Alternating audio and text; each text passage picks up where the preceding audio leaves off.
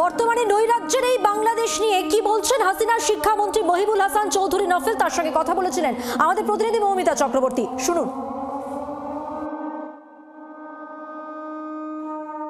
আওয়ামী লীগ এই সমস্ত পরিস্থিতির সমাধানের উপায় কি দেখছে এবং কাউন্টার কিভাবে করবে? দেখুন, সমাধান তো হচ্ছে যেখানে শুরু হয়েছে সেখানেই। আমাদের সেনা প্রধান বললেন যে এদেরকে সমর্থন দিয়ে ক্ষমতায় বসানো হলো, এবং তিনি প্রথমে বললেন যে তিনি দায়িত্ব নিচ্ছেন, কিন্তু দায়িত্ব এদের উপরে তিনি তুলে দিলেন।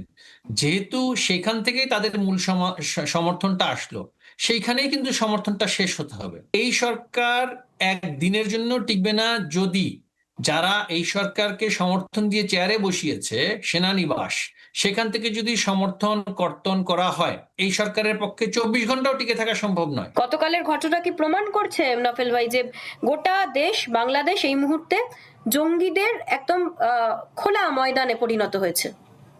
আমি বলবো যে এরা সংখ্যায় কিন্তু খুবই কম। এদের সাথে কিছু ছিন্নমূল পর্যায়ের ব্যক্তিরা যুক্ত হয়, আবার কিছু মাদকাসক্ত ব্যক্তিরা যুক্ত হয়, দাঙ্গাবাজ কিছু লোক যুক্ত হয়। এদের মধ্যে আপনি দেখবেন না সুশিক্ষিত কোনো পরিবারের কেউ কিন্তু সেখানে নেই, এবং রাজনৈতিকভাবে সচেতন লোকেরাও কিন্তু এখন আর এদের সাথে নেই। এদেরকে নিয়ন্ত্রণ করা কোনো বিষয়ই নয়।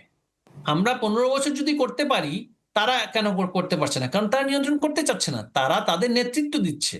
যার নেতৃত্ব আপনি দেবেন তাকে আপনি কেন নিয়ন্ত্রণ করবেন? মোদ্দা কথাটা হচ্ছে সেটাই। ইউনূসকে বাংলাদেশ থেকে ঝেঁটিয়ে বিদায় করতে হবে, তার মন্ত্রী পরিষদকে ঝেঁটিয়ে বিদায় করতে হবে। তখন দেখবেন 24 ঘন্টাও লাগবে না, এদের আস্ফালন একেবারে বন্ধ হয়ে যাবে। বাংলার আওয়াজ, বাঙালির আবেগ, জি 24 ঘন্টা।